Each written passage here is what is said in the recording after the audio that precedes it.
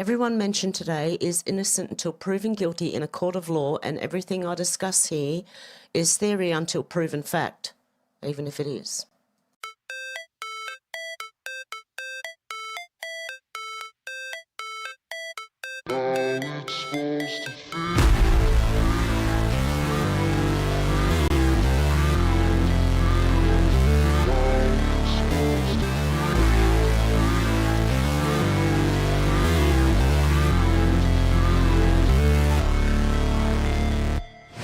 Never break, always fight, never quit, do it right, play the game, win it life, have no shame, there's no time, feel the pain, live the grind, I could change, in my mind, pick a lane, commit and climb, the only way to win it life, I never miss, that's fact, taking big swings, dish, hand me the bat, put me in the ring, you'll go out in a bag, cause I sing what I mean and I bring it to the mad light, ain't got time to kill, I got time to feel, I took the red pill, I know life's short so I wanna live real, but how's it supposed to feel?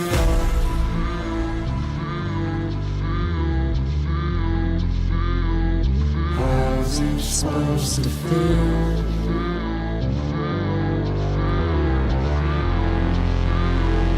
How's it supposed to feel?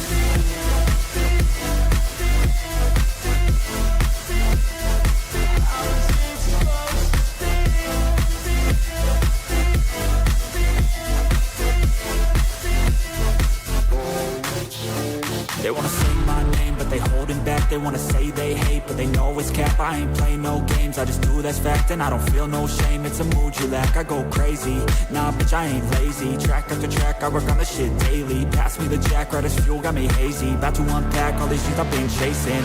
I've got visions in my head, like memories after death. To be a legend instead of something you can forget. I'm living up every breath, I'd rather lead than be led. I'll fill the seats as I spread with every word that I've said.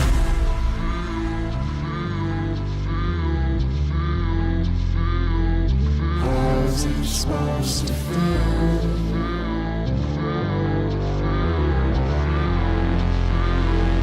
How's it supposed to feel?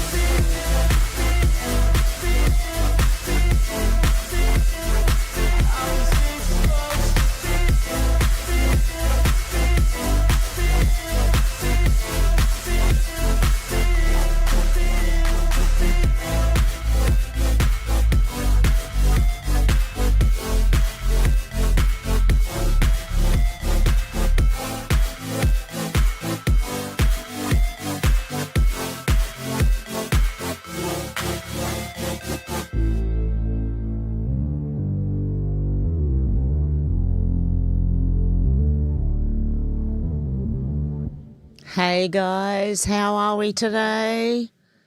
How you going out to lunch, Sherry? Deb, how you going, Deb? God love you, Deb. Kai. Who else we got? Dealey. Oh, just jumped on me already. Michelle. Derek. Shane, how you going? Tasman, how you going? Paul, how you going? And I think that's it. Yeah, my mum is still going at the moment, so we'll see how she continues to go. I've decided to go live today because Monday I'm going away again. It's 24/7 with my mum, and I actually need a break every now and then because I don't get one. How you going, William? Good to see ya. Hang on a sec, I'll make you a mod so that you don't get censored. I'm making everyone a mod because everyone's comments get censored otherwise. Okay, so let's get into some news. I've got a whole lot here. I keep bookmarking things and I'm just not going to get through it all. So I had to come live today. Aussie Dad was responding to, so Albo, when are you going to temporarily cut the fuel tax excise to help families in Australia? ScoMo did it for us, why can't you? And when ScoMo did do it, it was at 99 cents a litre in Penrith, west of Sydney. Okay? It is now $2.50 a litre. Oh, I don't know, it could have gone up since yesterday. Excise calculation at current rate of 0.526 per litre for both petrol and diesel road fuels. That is the tax, right, that our government take out. 52 cents per litre, so it could be cut by that. Excise subtotal is 780 million litres a week at 0.526 litres equals $410.28 million per week to the government. The GST calculation on top, that's tax built in, right? Now we've got another GST on top, goods and services tax, is 10% on the GST inclusive retail price, with fuel at $3 per litre as specified, pump price including all taxes. GST per litre, 10% of $3, because it's $3 some places, is 30 cents per litre since GST is applied to the full price, including excise. The GST subtotal is 780 million litres a week, is $234 million per week to our government. Gross total, excise plus GST combined, $410.28 million excise, $234 million in GST, is $644.28 million per week. That's what our government gets, allegedly, right? I don't know how their math is working because I didn't sit there and do it myself. So take that with a grain of salt, but it's around that, okay? Our government are getting millions per week. And because they've handled the economy so badly, I think that's why they're keeping it up there. Dean McRae, Freedom Chef, said, how much of you see you in the NTs made off the GST and excise alone for this month? A pretty penny to pull your incompetent treasurer out of his inability to count. Blown budget. This almost helps you clowns while effing the rest of us. And now they're trying to say they're going to stop everyone getting more than 50 litres per purchase. Okay? Does that count if you go from one service station to another with cash?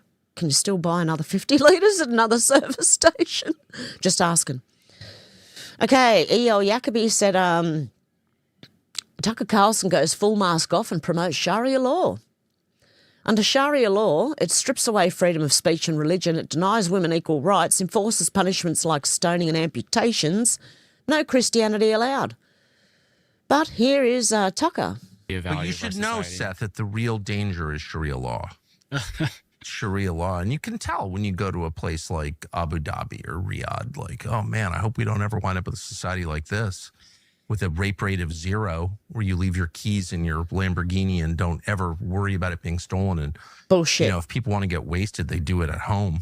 You know what I mean? Yeah. I don't. Boy, I hope we don't wind up with that. Mm-hmm.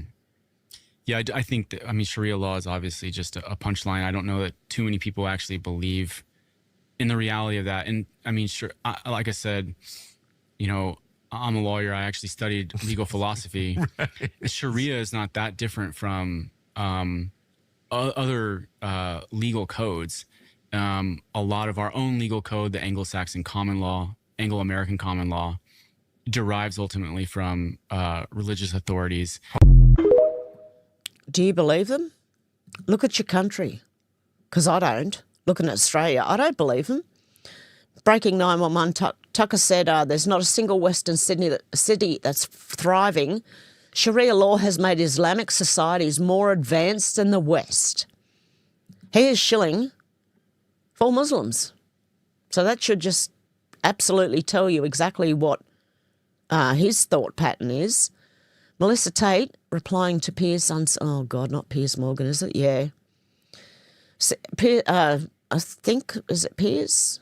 Says, I frankly don't care what the president says about me. Joe Kent, it's Joe Kent, speaks to Piers Morgan after stepping down as director of National Counter-Terrorism Centre. He stepped down before he got fired.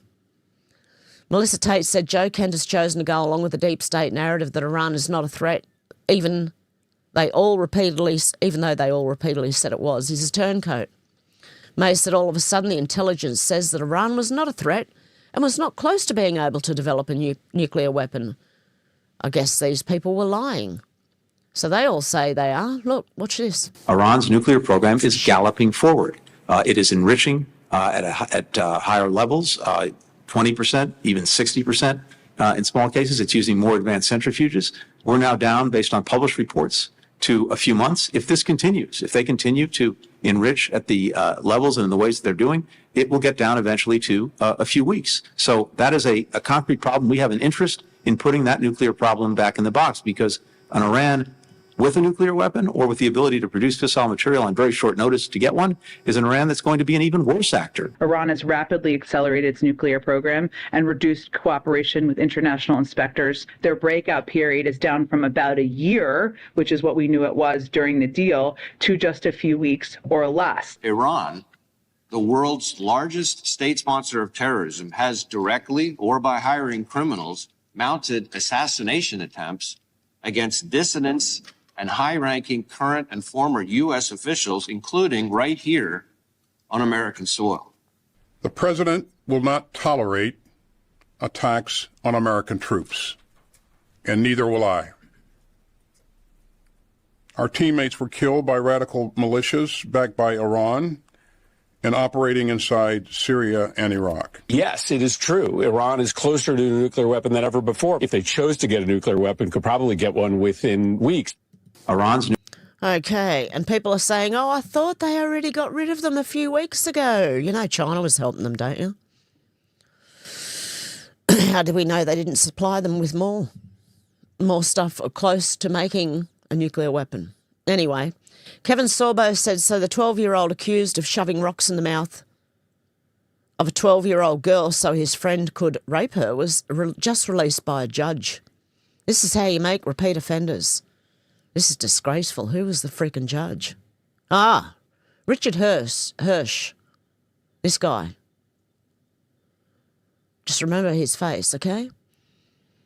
Wake Up Patriot said, breaking. Trump just said that the right to repair is coming to our farmers. It's about time. Can we have that for our cars as well? Washing machines, everything actually. John Deere has been bending over our farmers and giving them the raw end of the deal for decades. This is phenomenally huge. Do you support this? I do.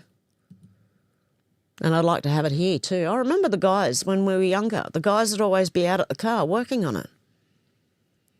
Eric Doherty said, wow, Colonel Levitt just confirmed the US military has now obliterated over 140 Iranian naval vessels and 50 mine layers. This is the largest elimination of a navy over a 3-week period since World War II. The fake news is in shambles. They were wrong. Yeah, they keep saying, oh, it's going to be a world war. And although I was wrong, I did think it would only take days. It has actually taken weeks. So I was wrong as well. I have to admit that.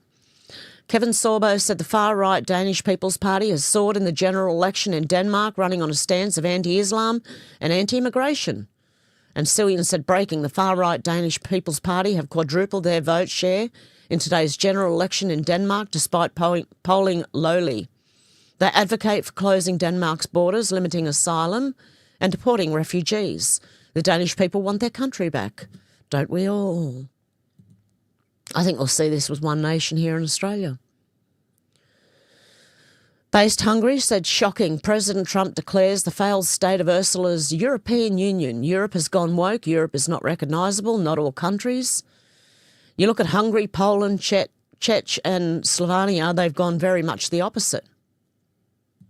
Yeah. Ursula von der Leyen was in Australia meeting with our government. Oh, God help us. That's all I can say when she's meeting with our government.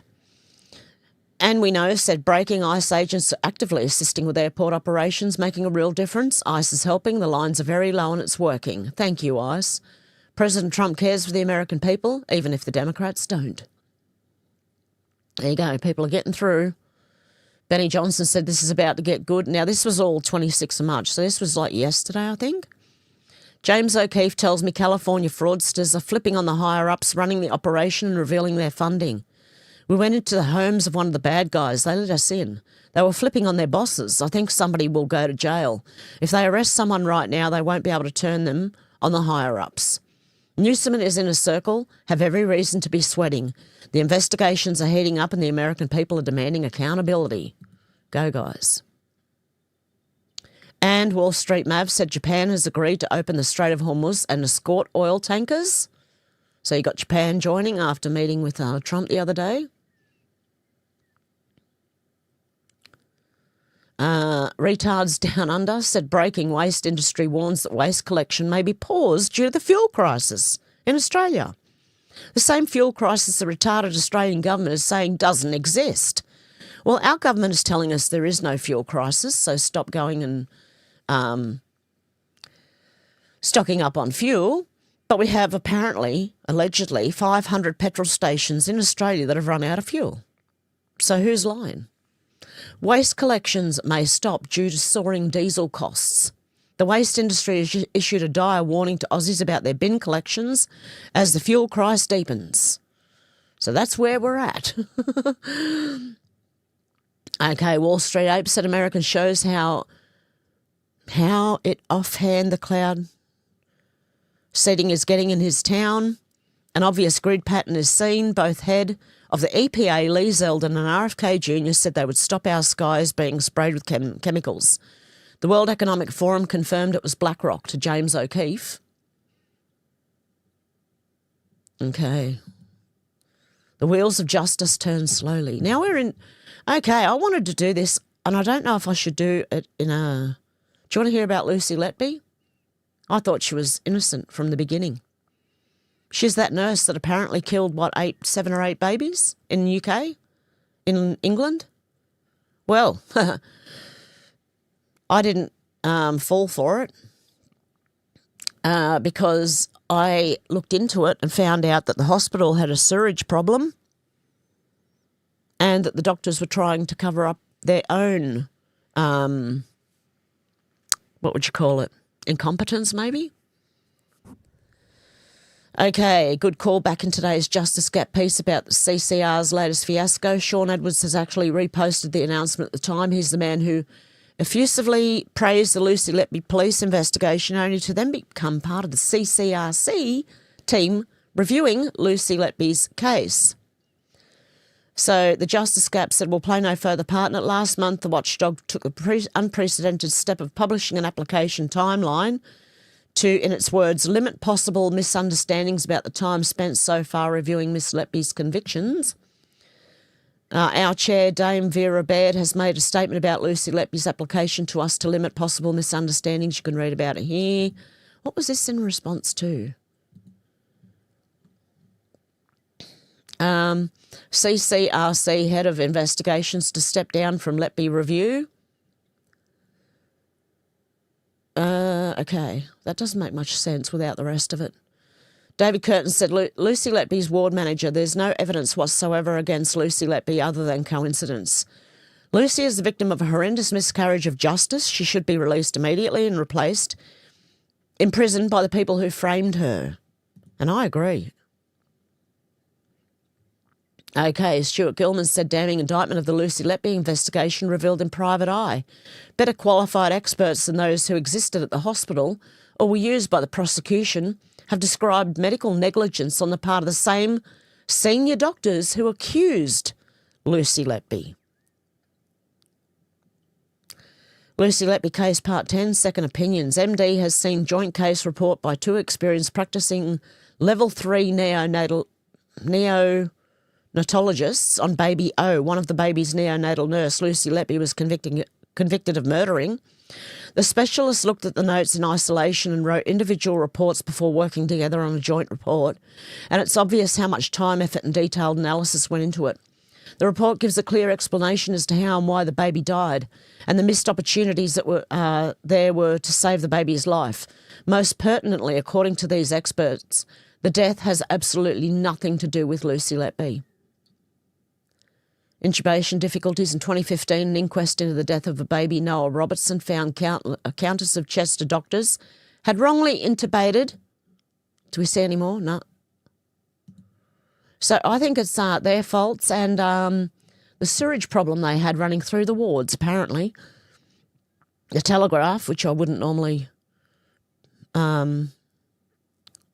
read. The investigator reviewing Lucy Letby's case was removed after praising the officer who helped jail her. So the investigator who was investigating reviewing Lucy Letby's case was removed after praising the officer who helped put her behind bars. A key prosecution witness in the murder trial of the Lucy Letby did not reveal that he was under investigation by his employers until after he had given evidence, it has emerged. So a key prosecution witness in the murder trial has not revealed that he was under investigation by his employers until after he'd given evidence. This is a miscarriage of justice, severely. Suzanne Delaney said, like many, I've presumed Lucy Letby is an evil baby murderer who should rot, but there is exceptionally strong growing evidence to suggest she's completely innocent. For anyone who's convinced of her guilt, I would advise you revisit this case in depth. 15 medical experts have claimed no murders ever took place. If she took the lives of innocent young children, then of course the conviction must be upheld. But if there is even a minute chance no murders took place, then she must be granted a retrial. If someone can be convicted of several murders they did not commit, that's beyond terrifying. And if she's innocent and her conviction's overturned, or she's found not guilty in a retrial, she would be released. But how would she ever be the same again? She's currently serving 15 whole life sentences for 7 murders and 7 attempted murders. Not only that, the media has to answer for this because half the public are against her. That's what the media have done. They've made everyone think she was guilty. And you watch the true crime shows, right? And most of them are like, oh, that's the least she should be locked up for, and everyone's on their high horse. But they didn't look at the case properly or closely. Was Letby used as a scapegoat to deflect blame away from serious medical neglect and managerial failures at the hospital she worked in? I believe she was, which may have led to the death of the babies Letby has been convicted of killing in cold blood. There are those who are beginning to ask this question, given how the case was conducted and how it has emerged that the hospital in question was not operating accordingly and in line with its own standards and policies for a very long time on the lead up to and during the period of the time when the deaths happened. It is, of course, only correct to talk about the parents who are involved here. They still lost their children. However, that pain was surely made worse by thinking they were murdered by a calculated serial killer. The additional trauma this would cause, if indeed is not the case, would be so all-encompassing it would be impossible to fully comprehend. This article here gives an excellent explanation of the case and evidence upon which Letby was convicted and explains how she could be innocent. It's here. What I'll do is I'll copy the link and I'll put it in the chat.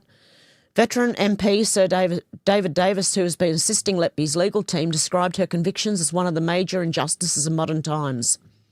A lengthy and medical technical press conference was organised by Letby's legal team, who said the panel would present significant new medical evidence. Dr. Lee, a Canadian neonatal care expert, said there are alternative explanations for each of Letby's convictions for murder or attempted murder. He said he became involved in the case after learning that an academic paper he co-authored on air embolism, one of the methods Letby was said to have used to attack babies, had formed part of the prosecution case in her trial. Dr. Lee said the 14 experts, including medical professionals from Canada, the US, Japan, Germany, Sweden and the UK, had looked at 17 cases at the heart of Letby's prosecution and had compiled an impartial, evidence-based report. The report presented at the conference was a summary of the panel's findings, and the full report will be submitted to Letby's legal team, Dr. Lee said. I do believe she's innocent. But I'll put this in so you guys can go and read it for yourselves. And as always, make your own mind up. Where are we? Where's paste? There it is. So you guys can have a look at that yourselves. Okay, yep, that's that one. Dr. Svelena Dimitrova. When I first heard about Lucy Letby's case, I had no reason to doubt the allegations against her. I began following the case because as a neonatalist with further interest in risk management and patient safety, I felt I needed to understand how it could possibly happen that someone could murder or attempt to murder any babies on my unit without anyone seemingly noticing or doing anything about it. I worried, could this have happened to me and my colleagues? And I hoped if it had, we would have noticed and acted on it properly much sooner. As I followed the case via the media, I became increasingly confused by the medical evidence being presented. At first, I assumed the journalists simply didn't understand the expert testimony and were not reporting correctly. Surely no one could genuinely believe claims as medical absurd as babies being murdered by injecting air into nasogastric NG tube. I had this conversation with many colleagues, neonatal consultants, doctors in training and neonatal nurses. We were all really shocked by what was being reported. But I decided to wait until after the trial concluded before forming any real opinion, as it was only then that enough information would become available that would make it clear as to what was actually said.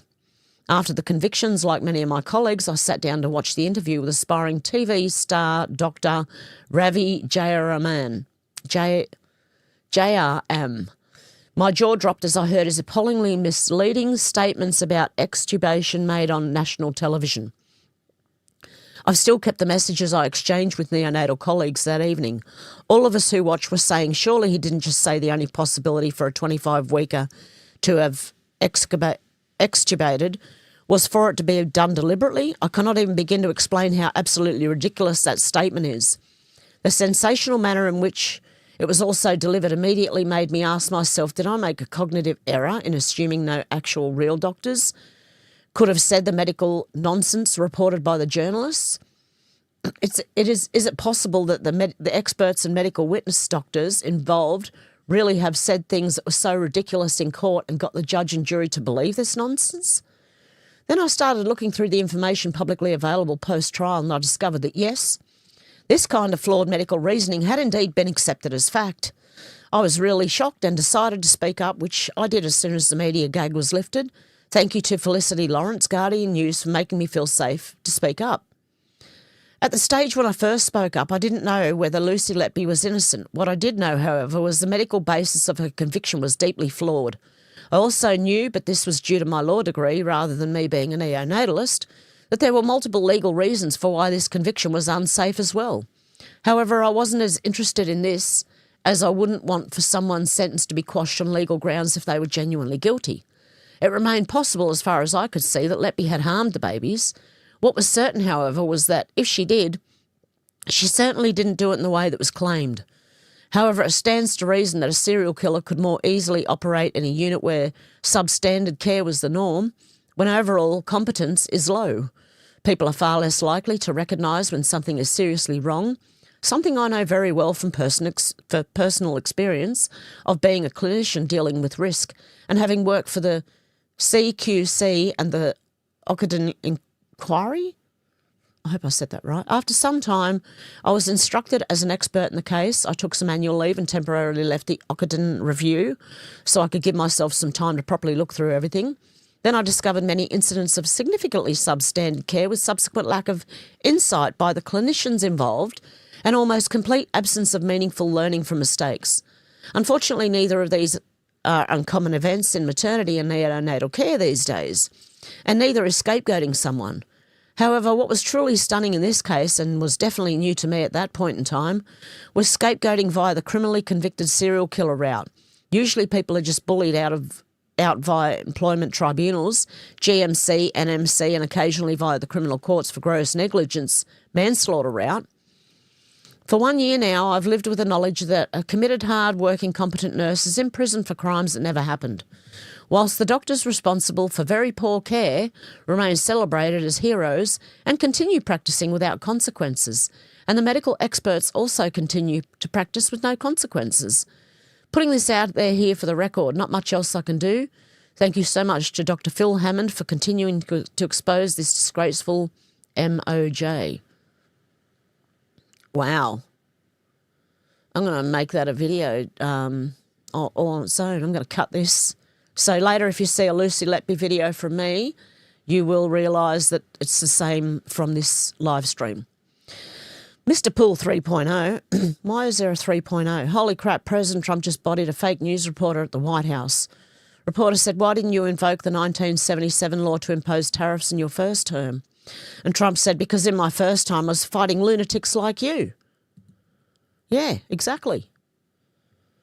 Eric Doherty said, holy crap, Health Secretary RFK Jr. revealed the Biden White House ordered HHS to ignore fraud and just focusing on enrolling as many people on welfare as possible, legal or illegal. One of the things that I found out from the people in my agency was that they were ordered by the Biden White House not to do program integrity. In other words, not to enforce against fraud. And they said they were told we want to focus only on enrolment and getting more and more people into the system. This is a jaw-dropping betrayal of America. Root out all the fraud. Here, I agree. Eric Doherty said breaking Japanese automaker Toyota just announced an additional $1 billion investment into US manufacturing plants days after PM Sanai Takaichi, oh my God, I can't say it, Takeyachi visited President Trump at the White House. The experts lose again. $800 million goes to a Kentucky factory to boost RAV4 and Camry production and a new EV. $200 million goes to Indiana facility to surge production for the Grand Highlander SUV. Way to go. Eric Doherty said just in, the price of oil just plunged. This was on, this now was 3 days ago, 8%, and markets are going straight up after President Trump reveals ongoing negotiations with Iran. Trump is executing the plan. Pray for full and final peace after the defeat of the regime. Hopefully. They will defeat them, it's just when. Clash Report said Trump on oil. The price of oil will drop like a rock as soon as the deal is done. I guess it already is today. Meanwhile, ours is going up. Now we have very serious chance of making a deal that doesn't guarantee anything. I'm not guaranteeing anything. I'm not going to come out here in a week or 2 weeks and say, and have you all say, oh, you said. I didn't say anything. All I'm saying is that we're in the throes of a real possibility of making a deal, and I think if I were a betting man, I'd bet for it. But again, I'm not guaranteeing anything. And Trump hasn't. It's been me, personally, I've been saying it won't last long. That wasn't Trump. Oh, Trump did say it won't last long too, because he knows what's going on more than I do. Secretary Marco Rubio. Why do I keep going to say Marco Rubio? I'm pleased to report that the United States of America and the country of Iran have had over the last 2 days very good and productive conversations regarding a complete and total resolution of our hostilities in the Middle East. Based on the tenor and tone of these in-depth, detailed and constructive conversations, which will continue throughout the week. He spelt which wrong. It's W-H-I. Okay, anyway. Who am I to correct Mr. President Donald Trump? Will continue throughout the week. I have instructed the Department of War to postpone any and all military strikes against Iran's power plants and energy infrastructure for a 5-day period, subject to the success of the ongoing meetings and discussions. Thank you for your attention to this matter, President Donald J. Trump. And what I'm hearing is he's talking with a possible new leader of Iran, one that he can work with. Rizzo said, time for a rant. This fuel crisis is an effing joke and our politicians are lying through their teeth. This fuel crisis is turning into a massive avoidable disaster and the pollies are out there pretending it's all fine, while the most vulnerable Aussies, pensioners, single parents, low-income families get absolutely shafted. They're lying about how bad it is and it's pissing me the F off. Asian countries are already restricting our supply. Singapore, South Korea, Malaysia, they're capping exports, cancelling cargoes, hoarding for their own people. We import 90 to 95% of our refined fuel from them. What's the genius plan to fill the gap? American shale oil from the bloody Gulf Coast, Texas to Tassie, halfway around the planet in tankers, more expensive crude, insane shipping costs, premium prices. It's going to be as expensive as rocking horse shit. Transport haulage costs have already jumped 35 to 40% in some reports with the early squeezes. When the US fuel hits our shores, that explodes even more. Everything gets pricier overnight. Groceries, meat, veg, milk, bread, building materials, online deliveries, your weekly shop that's already killing you. Brace for it to double within coming weeks. Social media is flooded with young Aussies saying they're struggling hard right now, can't afford rent, food, petrol, and this is about to make the cost of living double for heaps of people. Rate rises flow straight into rent hikes. Fuel jacks up literally everything. Businesses, small shops, tradies, cafes, farmers, they're all going to go broke, left and right and centre. Government might drop the fuel excise a bit. Big whoop. That just brings $4 a litre down to maybe $3 a litre when we rocket towards those highs. Pathetic Band-Aid. This was all avoidable. Australia sits on massive oil and gas reserves. If we just fracked our own instead of bowing to green lunacy, we wouldn't be begging Asia for scraps. And you know what we do? We actually give our oil to China, right, or sell it to China real cheap for them to refine it and sell it back to us at double the cost or maybe more. Who knows? We need to be doing that ourselves. We need to use our resources as a weapon right now. Tell Asia, keep our fuel flowing or we'll cut you off from iron ore, coal, gas exports for a decade. China thinks they can build tanks and warships without our ore. F right off. We're literally selling them the raw materials to swamp us. Time to stop being doormats. Australia needs 100% self-sufficiency as soon as possible. Scrap the green deals, ditch the UN rubbish, triple our military spending so no one has the balls to test us. Chinese warships streaming into our waters trying to intimidate. We force them into port and keep the ship. Send a message we won't be played with. The current mob in Canberra has zero spine to stand up to these countries. How can they? They're in their pockets. They need to resign immediately and let someone with guts take over before this turns into a full-blown crisis that hurts everyday Aussies the hardest. I'm spewing. This isn't politics, this is survival. It's time for serious change before Australia can ever recover. Okay. Wow. Okay, Liz Churchill said it's official. The Supreme Court states it will strike down laws across America that allows mail-in ballots to be counted after Election Day. The communists will be livid. This is one of the ways that they are cheating. And I believe that could be happening in Australia. The Supreme Court has not issued a decision or stated it will strike down laws, and they've quoted CNN here. SCOTUS blog, okay, well. It heard oral arguments on March 23rd, 2026, where some justices expressed scepticism, ruling pending. We'll see what happens. The opinionated black woman auntie, does someone want to ask this retard how a party can secretly flow preferences when it is the voter themselves that own their own preferences? Is the porky potato speaking from experience? Roxanne Fernando said Greens Senator Hanson Young has just complete crash out in federal parliament after One Nation thumped them in South Australia. She accused One Nation of hating Australia. That's rich coming from the Greens. Holy cow, she's put on a lot of weight. Anyway. One Nation lied to the South Australian people. No, they didn't. During this election campaign. You did. They lied about where their preferences were going. Projection, Your Honour. They told South Australians to just vote one and that their preferences would just sit with One Nation. Of course, now we know that they were secretly directing preferences without anybody knowing. They lied to bullshit. Their voters. No, they didn't. Straight up. This is projection. All of this is projection, okay? They lied about the preferences they were receiving. They got preferences from the Liberal Party, despite the fact that Barnaby Joyce, Mr Barnaby Joyce, lied twice on television, again yesterday, to say no one was preferencing them. Senator Hanson Young, you're referring to a member of the other place, and you've used a term that is being found to be disorderly in this place. I'd ask you to withdraw, please. I withdraw. Thank you. Mr Joyce misled people when he said that One Nation got no preferences. They got preferences from the Liberal Party. It's up to you to preference. That's why you number them from 1 to however many are on the ballot. Your preferences, not theirs.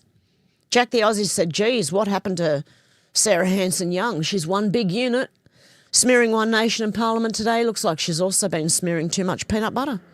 Holy cow. She used to be skinnier, I'm sure. Daily Glimpse Girl said breaking new poll finds 48% of Muslims living in Britain feel they don't belong in the UK. Well, go home.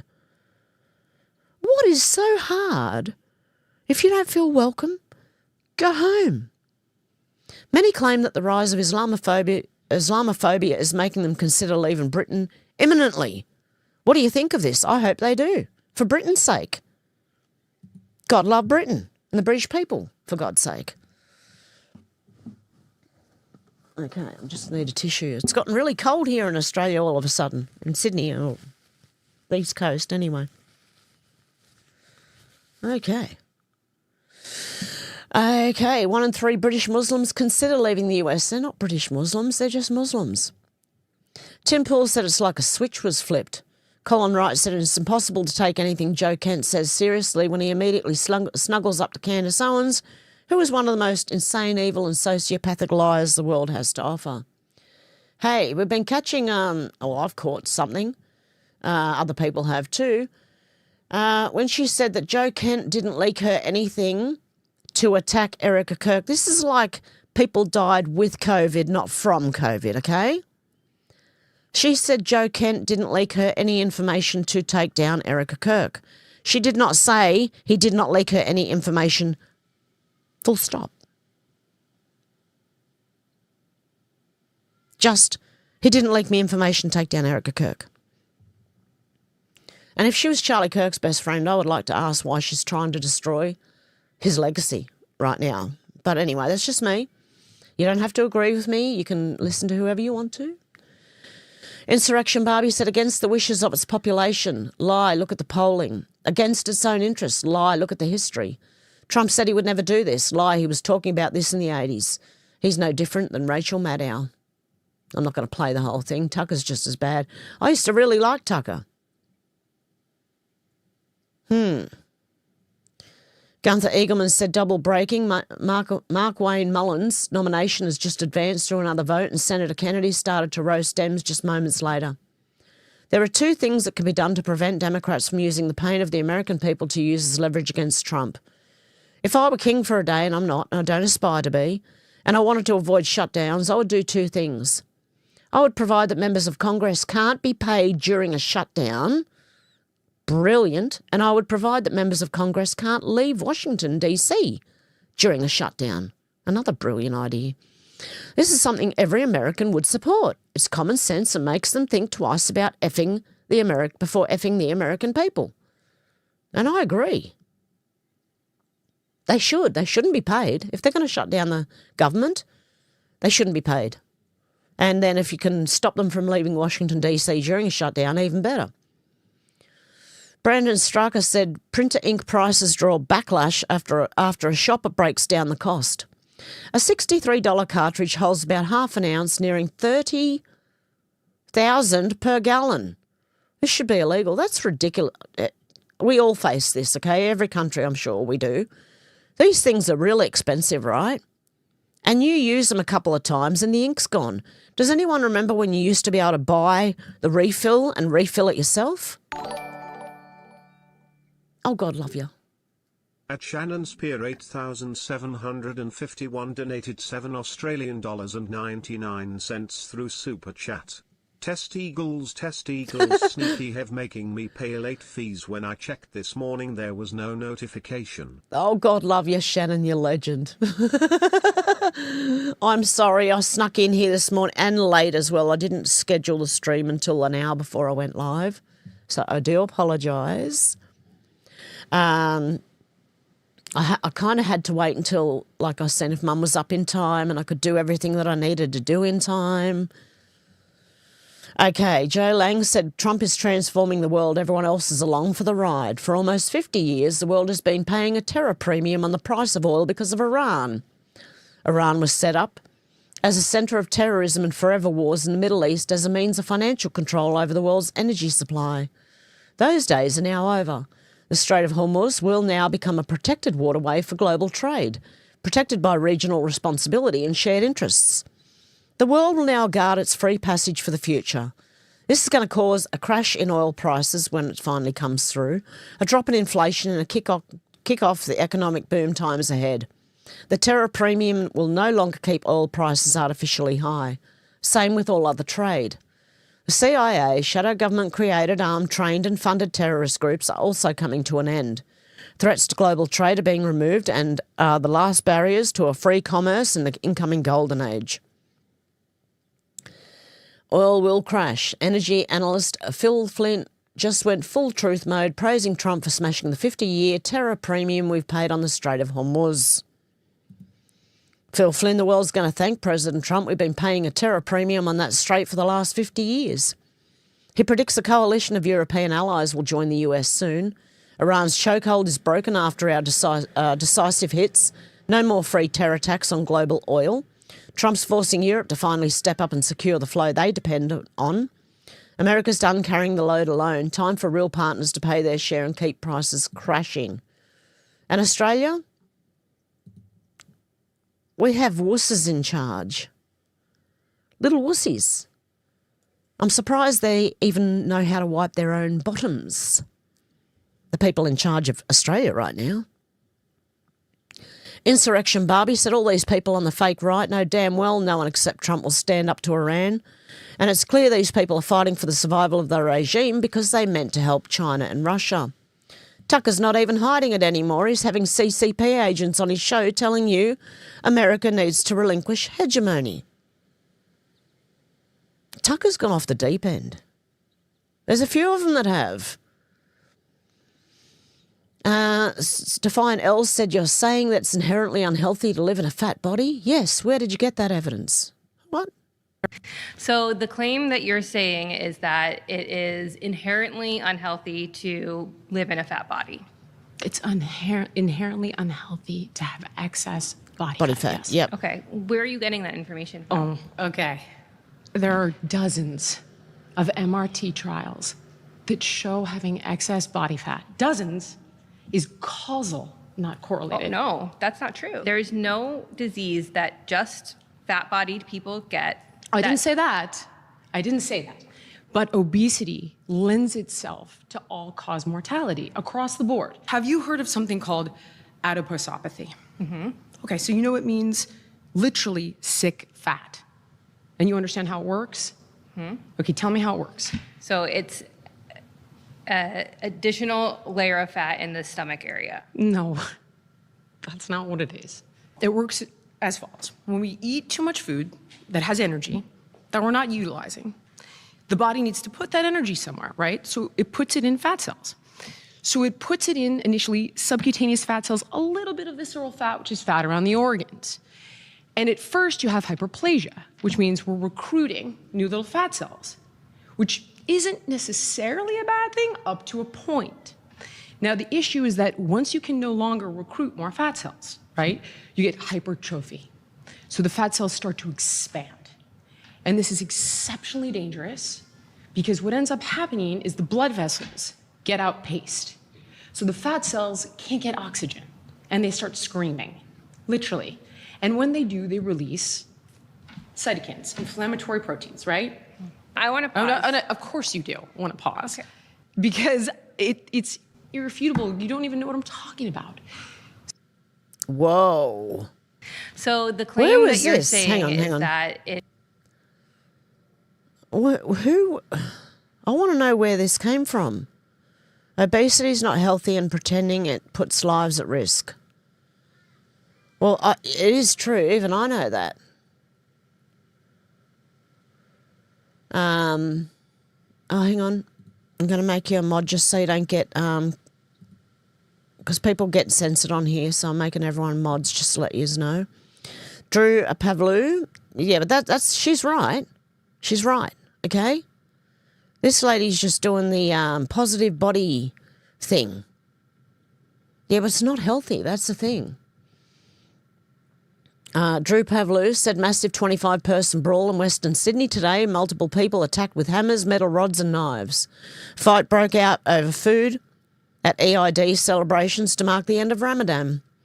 Homeowner was unable to speak on camera. I know English, please. Diversity is our strength. What the fork? Who came here and who... I know English, please. Good evening. 3 people are in hospital, one with stab wounds after a family gathering erupted at Marylands. It was meant to be a celebration at the end of Ramadan, but a fight over food triggered a massive brawl.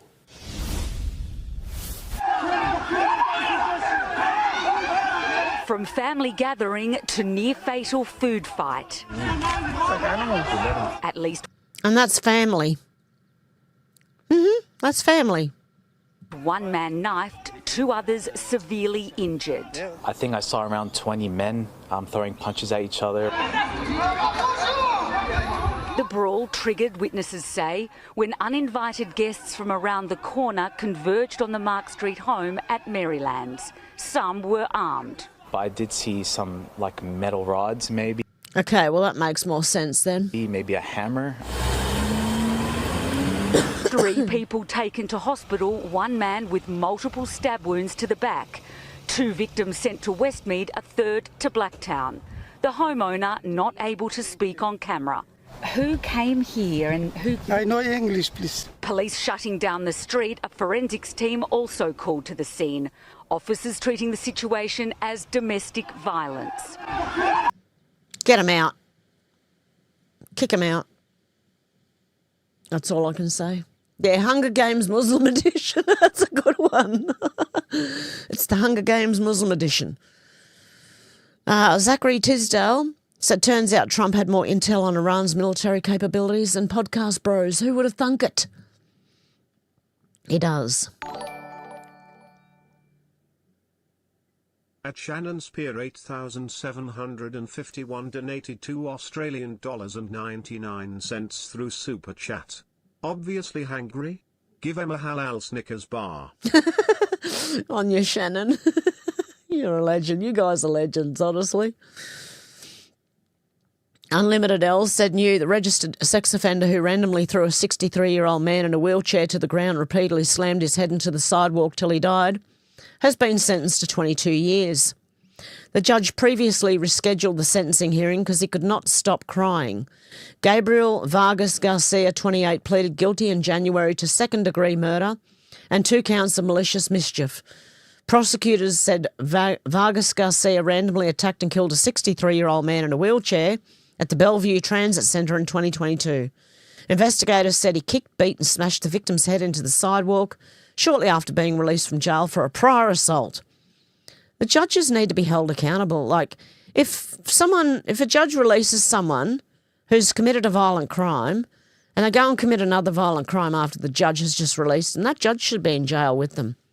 And this is the person, he couldn't stop crying. That's not real crying, by the way. Do you see any tears? Let me make it bigger. And folks on... Okay, let's go back a little bit where he's close up. Can you see any tears? I can't. All I see is his face all twisted like he's trying to cry. But the court case had to be put off because he was doing this. Folks on the Zoom, we're just taking a 15-minute break. If you can just stay on, that way you don't have to try to re-sign and get back on. We're just going to be on a break for 15 minutes.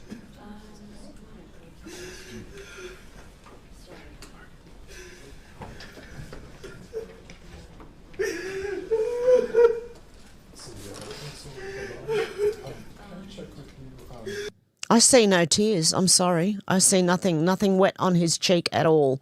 Not in near his nose, not out of the sides. I see nothing. This is a delay tactic by this person. And shame on you. Don't do the crime if you can't do the time. In fact, just don't commit crime in the first place. You won't have to worry about it then. Yeah, he looks more constipated than anything else. Sweet Thing Asia said, would you stop to help? Would you even notice help was needed? Yes, I would, straight away. I don't understand how people are walking straight past this person. Because if I saw someone in a wheelchair at the top of the stairs, I'd be going, are you all right? Do you? And because I'm not that strong anymore, I'm getting older. I'd say, hey, excuse me, can you help with us? You know, help me get this woman down the stairs, please. And everyone just looks at her and walks straight past. What the hell? Come on, man. What is wrong with people? See, I don't understand this because I would just literally be, even if I did walk past her first, I'd walk back up the stairs and say, excuse me, are you, like this lady, excuse me, are you okay? Yep. Get another person to come and help. There you go. Jeez, it's not hard. It might make someone's day, you never know. Just helping them. Derek Evans said, breaking, a Mexican man goes viral after choosing to self-deport, later gaining permanent residency just 2 weeks later and reuniting with his family, and that's the way it's done. He deported himself, applied to go back to the US, and he was reunited with his family the correct way. Well done, mate, well done. TMK said Australia, Bahrain, Canada, Czechia, Denmark, Estonia, Finland, France, Germany, Italy, Japan, Latvia, Lithuania, the Netherlands, New Zealand, Norway, South Korea, Romania, Slovenia, Sweden, and the United Arab Emirates and the United Kingdom, all stepping up to help secure the Strait of Hormuz. Are they really? But yeah, we're supposed to believe America isn't respected anymore and the world has turned against us, right? Sorry, I just didn't realise Australia had actually sent some out there. Because our government are so incompetent that I didn't think they'd know how to. Valerie Ann Smith said 3.7 billion doses of ivermectin have been given to human beings. Ivermectin is completely safe. You're more likely to die from Tylenol than you are from ivermectin. Dr. Paul Marek, MD. After penicillin, it has the greatest influence on the health of humanity. And everyone should get some. Yeah, Chechnya. Yeah, that's what I thought it was. Retard Finder said, wake up, tards, they're doing it again. COVID playbook, but today, it's your fault there's a fuel shortage. Do better. Don't stash food and supplies. Don't be an uninsert nationality. Work from home to lower fuel reliance, and it'll be over in 2 weeks. Join the fight. We may have to lock down to allow essential services to function. Patriots do the right thing and not complain. No, I'm going to complain. I'm going to complain till the cows come home, and I don't own any cows, so they can't come home. So I'll just be complaining. Thank you very much. Parks said if bartenders can go to jail for over-serving alcohol to someone who then kills another person, judges should go to jail for releasing criminals who do the same. Look, this is just common sense. They should. Flopping Aces said, well, this just keeps getting worse. Mitch Snow absolutely nuked himself on tape, casually admitting that Joe Kent, then director of National Counter-Terrorism Centre, personally vetted him for batshit bonkers Candace Owens back in December. Reviewed his records, gave him the thumbs up, basically said, you're good, brother, move forward. So all those high-level inside sources batshit bonkers Candace kept hyping, yeah, it turns out it was this guy the whole time. Mask is gone. Then Kent Rage quits his post, runs straight to Tucker Carlson, and immediately starts pushing the same insanity, hinting Israel Mossad assassinated Charlie Kirk because he opposed the war with Iran. No, he didn't. He backed Trump. The exact narrative Candace has been blasting. No evidence, just data points and tinfoil. Let that sink in. A guy with top-tier counter-terrorism clearance and intel access goes from trusted insider to amplifying the wildest conspiracy garbage on a podcast. And now reports say the FBI caught Kent leaking classified material straight from government servers to disaffected MAGA media figures, yeah, including Tucker. So while running US counter-terrorism, this guy was allegedly feeding both secrets and narratives into the same media ecosystem. Just so you know. And he was under investigation for weeks before he was even fired. I think it was a trap. And I think they all just fell into it. Just wait and see what happens. Mr. Star-Spangled MAGA said, I'm sick and tired of it all. I'm sick and tired of traders wearing suits and smiles while they sell us out. Sick and tired of Candace Owens turning every headline into a personal drama tour. Sick and tired of hearing about Joe Kent, somebody I'd never heard of 3 days ago. Tired of MTG's Botox sunburnt face and that cheap box bleach job she runs through her hair every 6 weeks. Tired of Thomas Massey's jerry curls looking like he just rolled out of a 70s porn set. Tired of Tucker Carlson and that weird 1,000-yard stare he does like he's reading your soul. And this ain't just a Republican problem. I'm calling balls and strikes on everyone. I'm sick and tired of the Krasensteins flooding my feed with their crybaby rage bait, racking up hundreds of thousands of impressions, bots you mean, while the rest of us grind. Tired of seeing Jojo from Jert's face caked in enough makeup to spackle a house. Tired of seeing that thing on Ilhan Omar's head. Tired of Jasmine Crockett's non-stop loudmouth and AOC's horseface lecturing me about systemic everything while she flies first class. I'm sick and tired of people who break the actual law never seeing the inside of a jail cell. Hey, mate. Frauds, corrupt politicians, pedophiles on the Epstein list. I'm sick and tired of hearing no one's above the law when it's crystal clear that everyone's above the law except you and me. I'm tired of good things happen to bad people. I'm tired of the worst accounts on X blowing up while honest voices and talent gets buried. Tired of Hollywood elites and late-night comedians telling me how to live while they snort coke in mansions. Tired of corporate suits pushing DEI quotas that punish hard work and reward skin colour. Tired of teachers in schools sneaking in agendas instead of teaching real history. Sick and tired of people telling me to live my life a certain way so I don't offend folks with a mental illness. Biology isn't bigotry, and I'm not rewriting reality to make anyone feel special. But what I'm sick and tired of the most are people who hate America. The ones who burn the flag, kneel for the anthem and scream that this country was founded on stolen land and oppression. The ones who flood across our border, take our benefits and wave their own flags and then trash the greatest nation God ever gave to men. The ones in Congress who call America racist while cashing taxpayer checks. The so-called journalists who apologise for every American achievement like it's a crime to be exceptional. These American haters don't love freedom, they fear it. They don't want opportunity, they want equality of misery. They push socialism in our schools, woke nonsense in our military, and shame in our hearts because a strong, proud America stands in the way of their globalist wet dream. Well, I'm here to tell you, I love this country with every fibre of my being.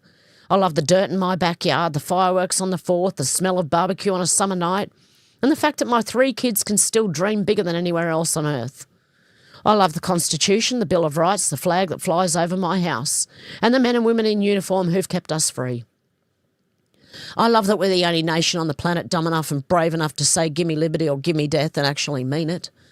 I'm done being polite about it all. I'll keep writing, keep voting, keep raising my kids right, and keep standing for the greatest experiment in human freedom the world has ever known. Because if loving America makes me the bad guy, then lock me up with the rest of the patriots. I'm sick and tired of the haters, but I'll never be tired of this country. MAGA forever. Hear, mate. Brian O'Shea was responding to who? Oh, this is Mitch Snow, who Candace had on her show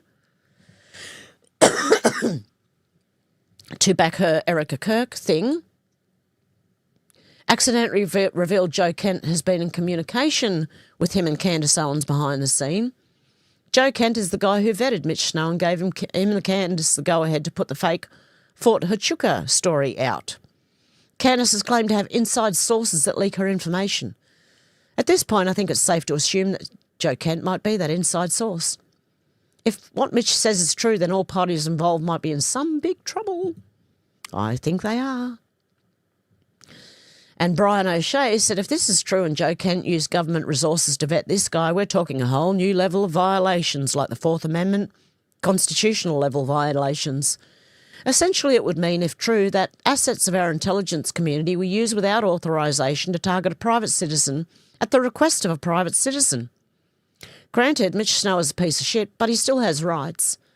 Leveraging the director of the NCTC to vet Mitch would violate Executive Order 1233, Mitch's Fourth Amendment rights and numerous other laws that govern the IC and protected private citizens. If this is true, it also means a private citizen, Candace Owens, was able to task an intelligence agency to spy on a private citizen, Mitch Snow. This is a whole other can of worms and raises other concerns. Did she receive classified information? She would need to be investigated immediately, her and her husband. If so, did she pass that on to her father-in-law, who is in the UK House of Lords? Has Joe Kent done this before with other people, both filling intel requests and targeting private citizens? This is a very serious allegation made by Mitch and must be investigated. The irony is not lost on me. Real Candace O and co have woven a web around themselves. It's about to come undone. The POTUS admin needs to investigate this particular allegation immediately. I'll be submitting this to the IG Public POX for every agency involved. We cannot have private citizens spied on by our intelligence agencies at the request of private citizens with connections and a personal grudge. This should be a huge flashing red light to anyone and everyone. Regardless of your opinions on this or related matters, should be submitting this as a tip to the Intelligence Community Inspector General for starters, flooding them with it as this is beyond serious. Leaking secrets is one thing. Answering intelligence requests and intelligence requirements at the request of a private citizen against a private citizen is a whole new level of criminality and has huge implications to our national security. Holy shit. I think they're in trouble. I think they're in trouble. Where am I? Hey. Way back. Here we are. Bridget Fertig said Hillary Clinton sold out uranium to Russia. Russia gave some of that uranium to Iran. President Trump then had to wipe out the Iranian regime, and Democrats barked at him for cleaning up the mess that Hillary Clinton and Barack Obama was responsible for, arming enemies of the United States of America. That's treason. The money from that Uranium One sale went through the Clinton Foundation. CNN's Jake Tapper was a CIA media asset for Barack Obama's DNI James Clapper to leak fake Russian collusion propaganda, tying Donald Trump to Russia for help him hack the 2016 election against Hillary Clinton. Those were all lies to try and impeach Trump and then sway voters away from Donald Trump in the following election. Although Hillary Clinton got wealthy by selling off America piece by piece, President Trump is in a very strategic position to teach her that treason doesn't pay well in the end. Obama spying on President Trump, Jeffrey Epstein, Pizzagate, pedophile rings, child trafficking rings, Clinton Foundation, Crossfire Hurricane, Russian collusion hoax, Uranium One. It's all intertwined as an interconnected web within the Clinton Foundation. The real Russia collusion was involving the Clinton, pedophile John Podesta, Obama administration, and Frank Gistra, who also founded Lionsgate, a massive global media company and huge pedo wood production conglomerate. A Uranium One primer, Clinton Foundation, Frank, I can't say his name properly. I just did. I know I did. Gistra. And Kazakhstan's uranium assets. Bill Clinton met Canadian investor Frank Gistra in June 2025 during a fundraiser at Mr. Gistra's Vancouver home. Frank owned Eurasia, a small newly formed uranium company that was seeking to purchase lucrative uranium reserves in Kazakhstan. Kazakhstan has about a fifth of the world's uranium reserves. Clinton and Gistra had a private meeting with Kazakhstan President Nazarbayev on September the 6th, 2005. Frank Gistra donated a total of $145 million to the Clinton Foundation. The donations appeared to be directly tied to the series of transactions involving Eurasia, Kazatomprom, Uranium One, and ultimately Rosatom Russia's nuclear agency. $31.3 million came directly after closing of the Eurasia Kazatomprom transaction in early 2006. Gistra pledged another $100 million in June 2007 after the closing of Uranium One's acquisition of Gistra's company, Eurasia. Another $2.3 million was paid to the Clinton Foundation by Ian Telfer, the chairman of Uranium One. Between $1.3 million and $5.6 million in contributions came from multiple people with ties to Uranium One and Eurasia. The agreement transformed Eurasia from a small unknown shell company into one of the world's largest uranium producers overnight. The deal with Kazakhstan made Gistra's company, Uranium One, a major player. It proceeded to buy large amounts of holdings in the United States. Uranium One thus became an attractive target for Russia, as Russia then made a hugely attractive offer to purchase the company. Such a deal requires approval by the US government, specifically by the Secretary of State, who then was Hillary Clinton. During the period when the deal with Russia was under consideration, the Clinton Foundation received millions of dollars from key Uranium One shareholders. 4 months later, Gistra made the $31.3 million donation to the Clinton Foundation. In September 2006, Gistra co-hosted Bill Clinton's 60th birthday, an event that raised $21 million for the Clinton Foundation. During this period, Bill Clinton also received $500,000 for a Moscow speech from a Russian investment bank. These criminals are responsible. They need to be held responsible. That's what they need. They will. It's just as the wheels of justice turn really slowly.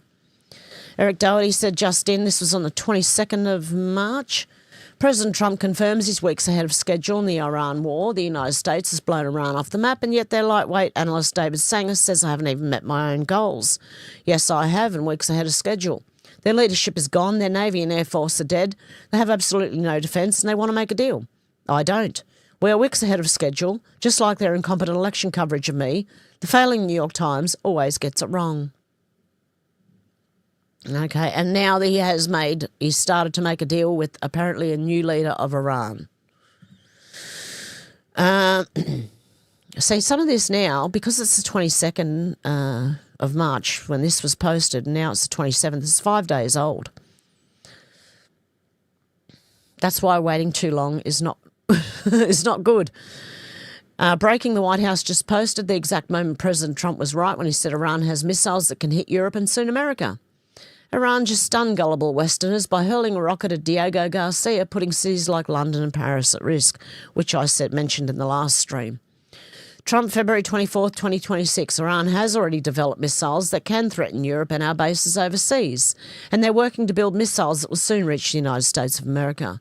Imagine that. Trump was right. They doubted him. They were wrong.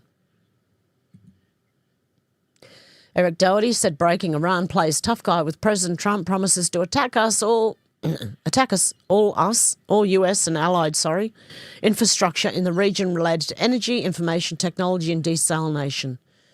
And obviously that didn't happen. Trump won.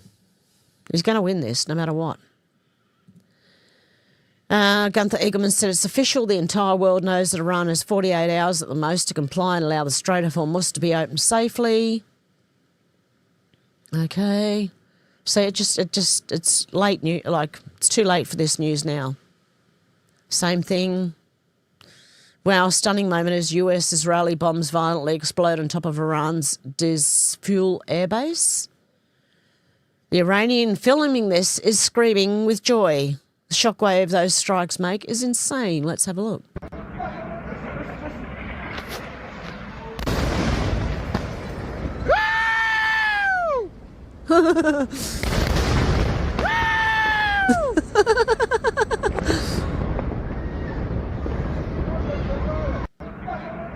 That is insane. Can you imagine that happening in your country? From your street, you're able to see that? Sorry, but I was laughing at him going, wahoo! Anyway, Duchess of Exeter said, make it make sense. A highly dangerous serial sex predator involved in the brutal 1980s abduction, rape and murder of Janine Balding has been approved for a $220,000 NDIS National Disability Insurance Scheme package that includes 4 hours a day of daily help with social and community participation. This is here in Australia, mind you. It comes, I think it is anyway.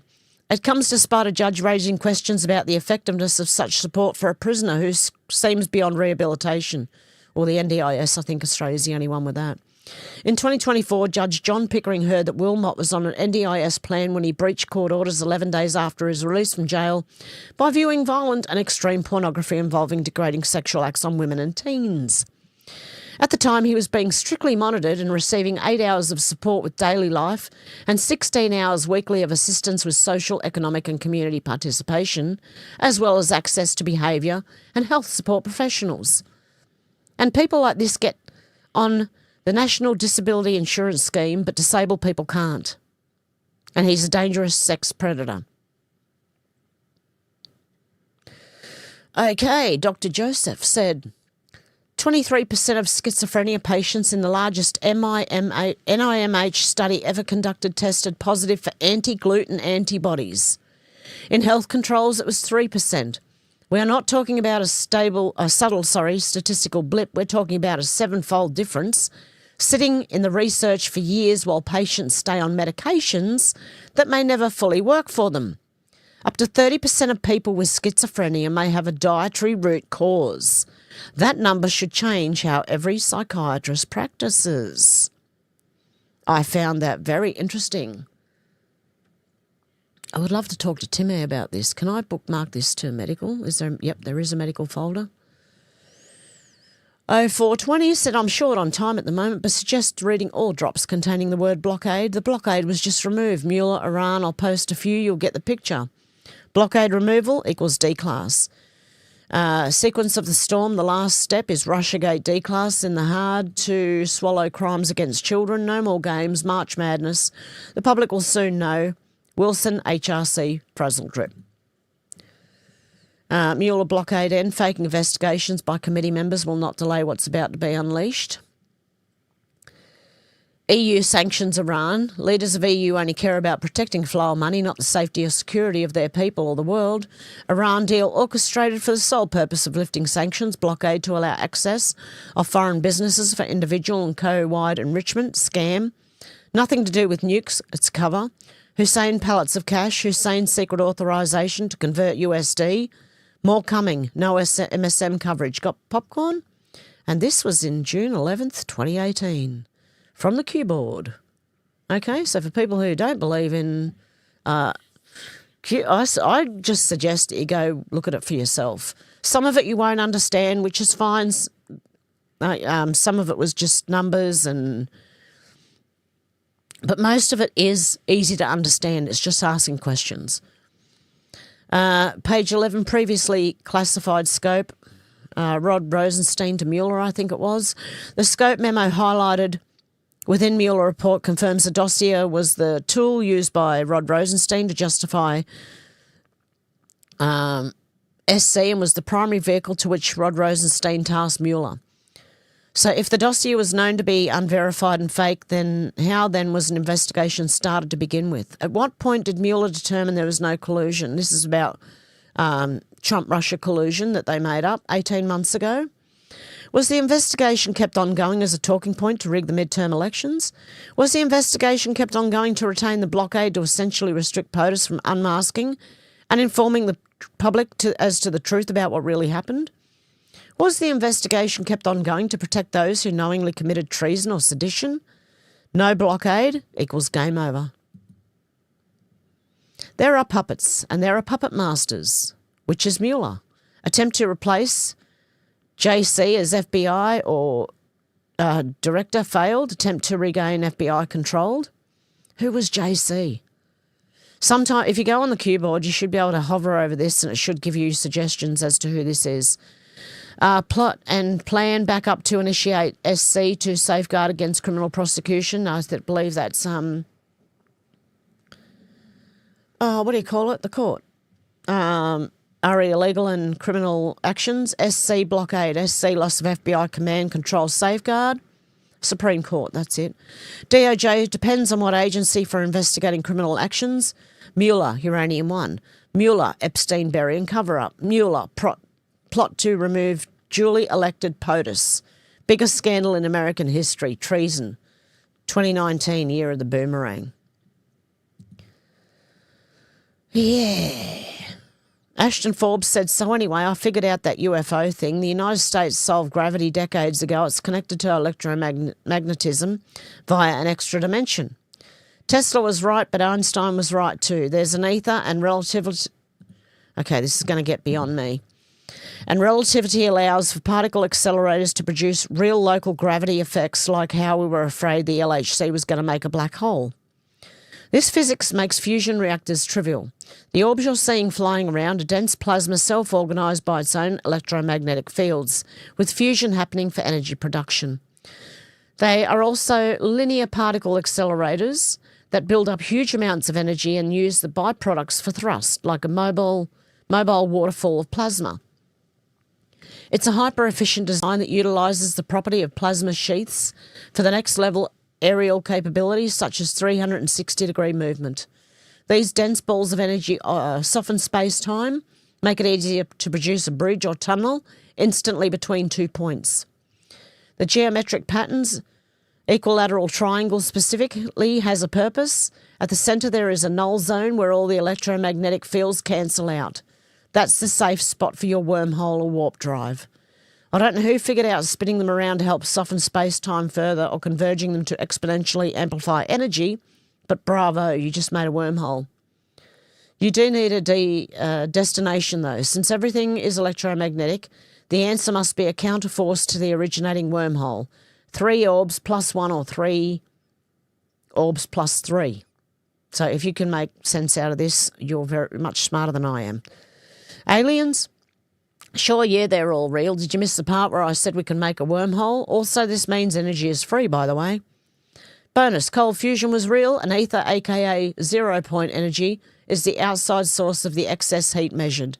Transmission resonance model explains why it only sometimes happened.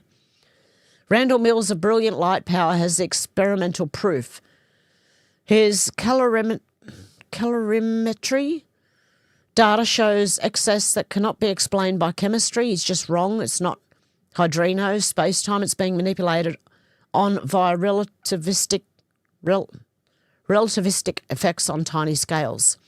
Look at his data. It's peer-reviewed and undeniable. Academia doesn't want to accept it because it proves them wrong.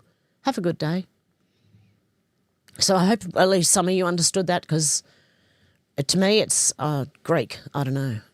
It's all Greek to me. But I thought one or two of you might understand it, or maybe a lot more of you might understand it than I would. Imtaz Mahmoud said Europe, Trump has no plans. US plans, the elimination of Russian allies, the control of world crude oil markets to get leverage over China, the prevention of Iranian nuclear weapons, revenge for the murder of thousands of Iranian citizens, eternal peace in the Middle East, prevention of World War III, European plans? Trump is dumb. Yep. Hans Amato said 8,400 on gastroenterologist and allergist and 14 months of elimination diets before someone tested his zonulin levels. I don't know what that is.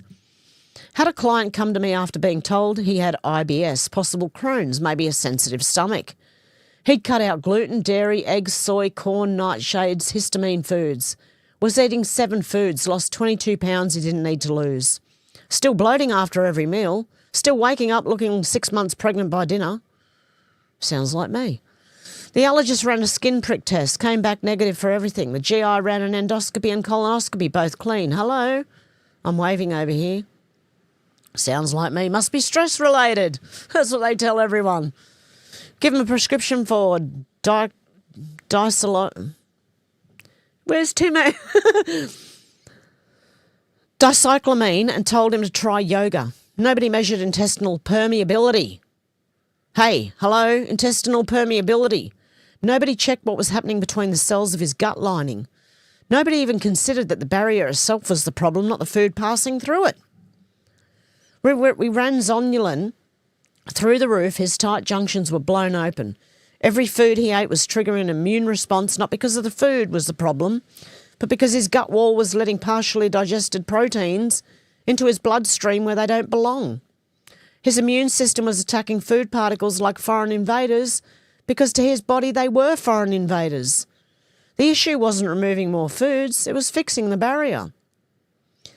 What we did, stopped all further food restrictions immediately, reintroduced foods one by one while supporting the gut lining. Bone broth daily for collagen and glycine to support mucosal repair. L-glutamine at the therapeutic doses for enterocyte fuel. Remove the actual triggers, chronic undereating, excessive cardio, and 4 cups of coffee on an empty stomach every morning. This MF was basically torturing his gut. Added zinc carnosine for mucosal protection. Restored caloric intake to actual maintenance. He's been eating 1,600 calories at 185 pounds. Within 6 weeks, he was eating 30-plus foods again, bloating completely gone. The 7-food prison diet that 3 doctors had endorsed was making him sicker by starving the microbial diversity his gut needed to heal. $8,400 over 14 months, and the answer was to eat more, not less. By the way, if you're carrying a list of safe foods on your phone and it keeps getting shorter, your problem probably isn't food sensitivity. Your problem is barrier integrity. I go deep on gut permeability, zonulin, and exactly how to repair barrier function on my Substack. Link in the bio. And for anyone who is interested, I don't know, but I'm going to share this in the chat so that if anyone, because I looked into it a bit and, well, the doctors have no other answer other than, oh, you're stressed. Well, here in Australia they do anyway. The only doctor that I've had try to help me the most was Timmy. He's the only one who's tried to really tried to help me, you know. Okay, so there you go. Laura Loomis said, have you noticed how Tucker Carlson times his podcast guests according to President Trump's foreign policy actions? Maybe something to keep an eye. Look, I know a lot of people don't like Laura Loomer, right? I don't trust her fully either. But I think we should pay attention, right, to timing his podcast guests according to President Trump's foreign policy actions. When Trump was trying to resolve the Russian-Ukraine war, Tucker promoted Russia and platformed Dugan. When Trump was trying to get the hostages in Gaza released, Tucker promoted Qatar, which hosts Hamas. When Trump wanted to destroy Iranians' nuclear capabilities, Tucker had the president of Iran on his show and let him lie through his teeth in defence of the Iranian regime. When President Trump captured Maduro, Tucker opposed it on his show and accused President Trump of spreading globo homo. When President Trump ordered airstrikes on ISIS in Nigeria, when they were genociding Christians, Tucker had a lobbyist for Nigeria on his show who said the persecution of Christians in Nigeria is a hoax. He never disclosed the fact that his guest was a lobbyist. Now that President Trump is set to travel to China to meet with Xi Jinping, Tucker is interviewing a mouthpiece for the CCP, who just said the US needs to learn how to share power with China. I don't think so. How much more evidence do you need to see Tucker Carlson's a subversive foreign agent and a traitor to America who's working to undermine President Trump's foreign policy and usher in anti-American multipolarity, which is fundamentally driven by a communist Islamic alliance to take down the West? Make your mind up for yourself. But I think it's probably worth paying attention to, just like it's worth paying attention to the wording people use. Like I said, Candace Owens saying, Joe Kent did not leak me any information to attack Erica Kirk. Not that Joe Kent didn't leak her any information, period. Okay. Mr. Poole said the tapes are out. Tonight, the unredacted Epstein files hit the floor of Congress. Not a leak, not a rumour, official record, names, dates, flights. Take this with a grain of salt. I haven't confirmed this yet. Every detail they spent years trying to bury. Then came the video. Bill Clinton under oath behind closed doors. Asked the question the world has been waiting for. His answer will not save him. Then came the footage, the guards, the night of August 10th, 2019. Walking, wandering, not watching. The most high-profile prisoner in American history, and no one was looking. They told you it was negligence. They told you it was suicide. They told you the cameras malfunctioned. 3 lies, 1 night, 0 accountability till now. Guard Tova Noel charged criminal obstruction, the first domino on a chain that leads far beyond a prison cell. They're talking about Epstein in prison. They didn't just let a man die, they silenced the one witness who could have brought down an empire. The files are open, the tapes are rolling, the names are surfacing. Who's afraid tonight? I bet they all are. I think they're all afraid now. Is chat broken? I don't know. Is the chat broken? Is that because I made everyone a mod? Put an emoji in the chat if you can. I don't know, Zal. No, it's not broken? Okay. Flopping Aces said, for 15 years, the FBI investigated the Holy Land Foundation, the largest Islamic-based charity in the US, and shut it down for funneling money to Hamas. Buried in that case, a Muslim Brotherhood memo outlining a civilization jihadist process to dismantle the West from within. Not invasion, not war, infiltration, institutions, time. And we're supposed to believe none of this connects to what we're watching unfold today? Yeah. Oh, excellent. Thank you, guys. Let me know. Zeke Arkham said the difference between the right and left. We can accept someone regardless of their political views. Dolly Parton leans to the left, but we can put that aside and think she's awesome. Plenty of other celebrities might not share our views, but we can still see past it all. The left rains down hatred on anyone who might not think like them. Chuck Norris is a horrible person because he might have leaned right. Obafemi, the WWE wrestler, named Elon Musk as someone he looked up to as a measure of success, and the left is turning on him, despite him not putting his political views out there. It's cult-like and hive mentality. It's unhealthy and insane. Yet they tell everyone we're the party of hate and intolerance. Yeah, I don't think so. Yeah, exactly, Michelle. Tucker's a shill. But there's a lot of them, like Megyn Kelly, Candace Owens. Even, I don't know, I think Mark Dice. I'm starting to think he is, because he seems to float all the way they all do. From what I've seen of him, I used to be a sub to him as well. Had to unsub because he's just spitting the same shit. Sorry. But he is. Chicago One Ray said, boom, Elon Musk said he's going to cover all the salaries. I've already read that. Okay, so I have caught up, and it seems like a lot of the bookmarks that I had bookmarked aren't in there. But at least I'm caught up now. It took an hour and 30 minutes. And tomorrow's stream I can actually go with the latest news. Okay. So what do we got here? We have everyone saying hello. Deb, how you going? God love you. Everyone was praying for you, by the way. Michelle said, good morning from Southland, New Zealand. Hope your mum as well have. Well, she's as well as she can be.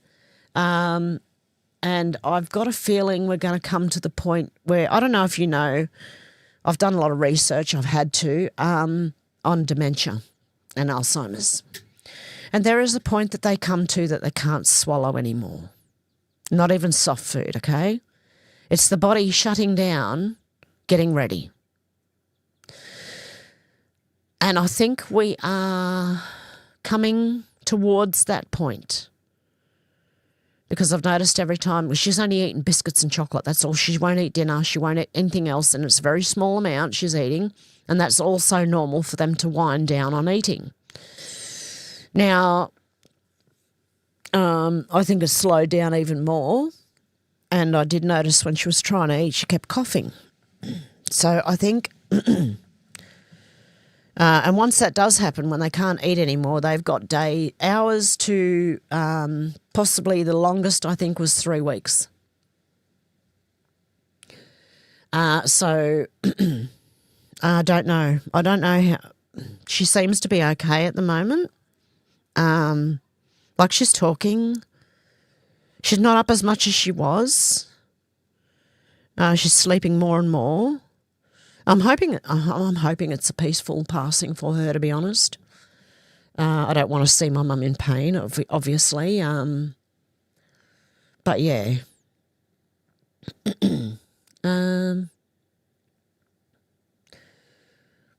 Derek, how you going?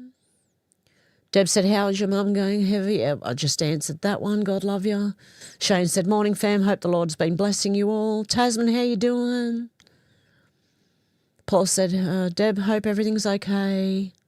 Yeah, we were all praying for Deb. God love you. And Dealey and Paul and yeah, I didn't tell anyone, by the way, Deb. William Joseph, did I make you a mod? Yeah, I did. Okay, so I won't do anything about that. Yeah, I didn't tell anyone. I just Shannon said don't tell anyone. So we didn't tell anyone. Dealey said, good on you, Have. I just returned from holiday. Yeah, I had 2 days away or 3 days away a few weeks ago. But I really, because I'm doing this 24/7, I'm the one who's taken the 24/7 care, right? My daughter works. She has 3 children. My room is right next to my mum's bedroom, and so I'm taking 24. I see everything, okay? Everything that she doesn't see. And that's what I because I'm doing everything, like I said, 24/7, I'm not getting very much sleep, and I need, so I'm going to go from Monday to Thursday this week coming. I'm going to be leaving here on Monday, so there won't be a stream on Monday morning this week, but will next week. I'll be doing tomorrow and Sunday, so we'll see how we go. If Timmy wants to join me for a medical chat, I would love that. We'll see what happens. Okay. Tasman said £1.50 per litre in England. Yeah, it's climbing up here to, I don't even know what it is right now, because I got it like 2 days ago and it was $2.45 or $2.50 for the cheapest fuel, that is. Then you've got the 95, the 98, which I don't even know if we've got that at the moment.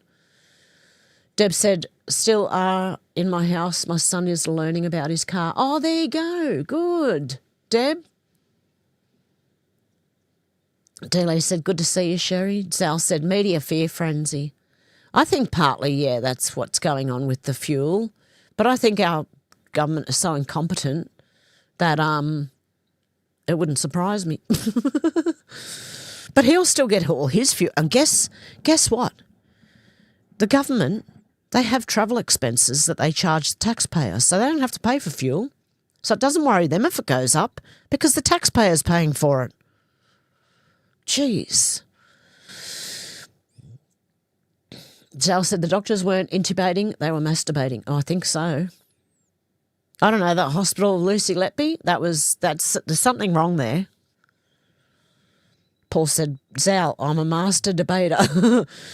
Zal said, is the chat broken? I think because no one was talking for ages. Zal said, ha ha, Paul. Everyone's laughing. Zal said, sounds like a witch hunt for a convenient scapegoat. I think so. Hey, Paranormal Oz, how you doing? And Zal. I didn't say hello to you, Zal. And J1. Tasman said our media has become judge and jury. Oh, they have been. They are. The media can have you believing innocent are guilty and the guilty are innocent. Just know that, right? That's what mainstream media do. Oh, you just paid $2.79 per litre? Oh, it's gone up again then. Shannon said $3.15 for diesel. Oh, Jesus. And now people are worried about food getting to the shelves of the, because of diesel. Diesel's one of the things they didn't prepare for, apparently. The Mini P said internet bad in Melbourne, in out, but hello, how you going, Mini P? Paranormal Oz said just catching up on the live. Zal said our media commie mugs, Tasman. Yeah, yep, I agree too with you guys. Zal said g'day everyone. Paranormal Oz said he's not promoting it per se. Zal said Iran was one of the cabal's dead man switches. J1 said, could it be the wrong time to buy a diesel heater? Too late, I just did, lol. Luckily, I run a sump oil mix. Oh, nice. Lucky I'm not at my other house using the kerosene heater because apparently that's flying up too, kerosene. Sal said here, has everyone noticed the cabal Demtard assets deployed all across social media attempting to undermine what's really going on there? Yes. Paranormal Oz said, rant. Fuck Australia's housing system. I was promised in jail after losing my house. Really? Yeah, they're bastards. Sal said the Lima Agreement's to blame for Australia having nothing and unable to produce anything. Yeah, Zal, I've heard that quite a bit. Paranormal Oz said house after the cops raid. Oh, yes. That I could get public housing. Wow. Find out it's 10-year waiting list. Oh, it's probably longer than that now. Daniel, how you going? God bless Australia and her families, I know. God love you. J1 said Parramatta, there was a 7-year wait a decade ago in my area. Luckily, I wouldn't go back to suburbia if I was paid. I used to live there too, J1. Luckily, my parents bought when it was cheap in Parramatta, like in the 70s. Paranormal Oz said, luckily I found a room for not much a week yesterday or I'd be on the street. Oh, God love you. Paranormal Oz said, yeah, true, I'm in Northern Sydney area. Paranormal Oz said, I mow lawns around here. Nice one. J1 said, Para, very thumbs up. Sal said, who will call out this woman lying in Parliament? I'd love to know who's going to. I'd just love to see them get taken out. Not killed, like arrested. J1 said, the dead fish lady. Paul said, Paranormal Oz, go to your local member of Parliament and plead your case to him, her. I got a place 2 weeks later. Please try it, mate. Wow. Sherry said, wish the heck they would get out of the US. Paul, yeah, I don't know if that would work, though. I don't know. It's worth a try, but I'm just not sure it would work. Shane said, people in New South Wales elections do not require you by law to mark 1 to however many. You are only required by law to vote for one. Vote one nation as one and put an X or NA in the other boxes. There you go. Yeah, I heard there was a... they were trying to count all votes, not just like even ones that could be salvaged if people only put one in, like for one nation. But I believe South Australia has different laws to New South Wales and all that. I don't know what's going on. Very interesting though, Shane.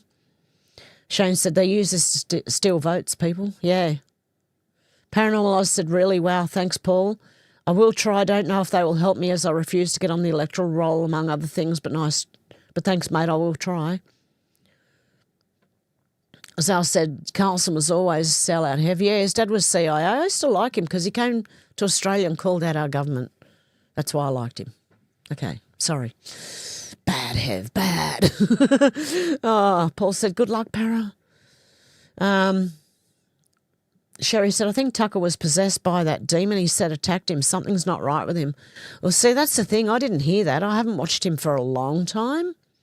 So I've heard everyone saying that he was attacked by a demon, that he said he was. Yeah, I think that demon got into him.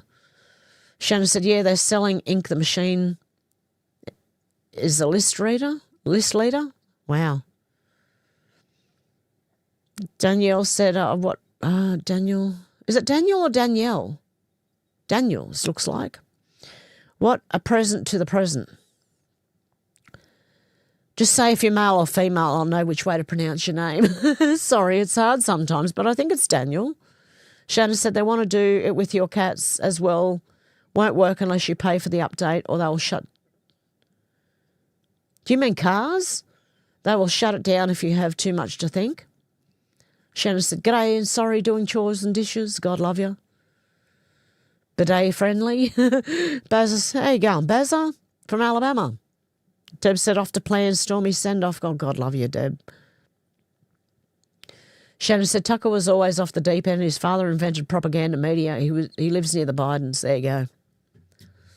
See, even I get caught by them sometimes. Daniel said accumulation stresses are contagious. Virginia, how you going? Eat clean food if you can and your weight will stay low. Yeah, it's all in what we eat too. I believe that. Like homegrown's best, if you can.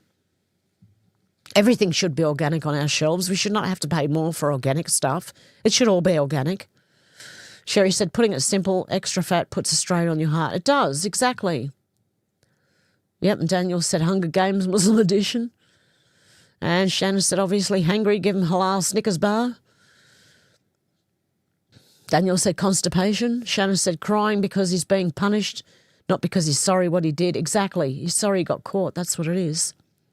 Daniel said check the nappy. Paul said tofu crying. Daniel said liability prevents folks assisting in my humblest. Shannon said what the F?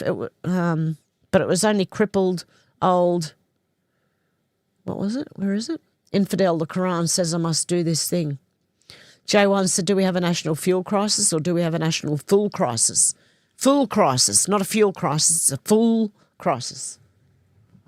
Have a government full of fools. Shannon said, Chechnya.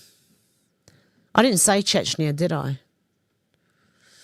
Daniel said signal gate.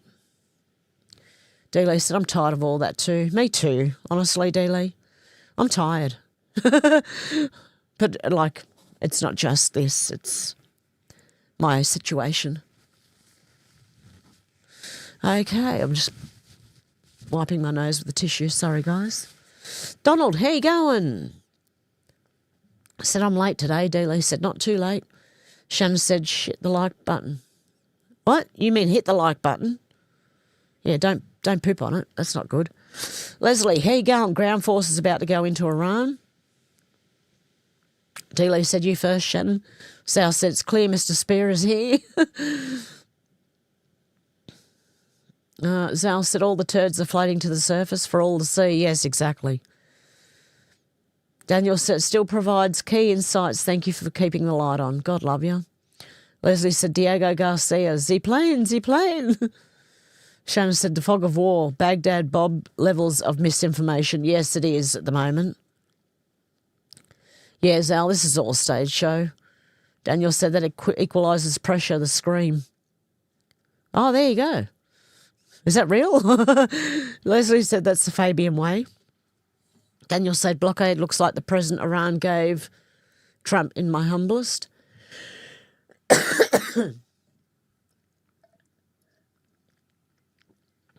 Sorry, sipping my cup of tea. J1 said, Zal, cue the circus music. Shannon said, did you see the tiny coffins? They were returning the bodies in because they use secret weapons that turn you to ash. Oh, wow. Daniel said, be careful who you follow. Exactly. Be careful who you follow, guys. Just listen to the wording they're using. It was like with COVID.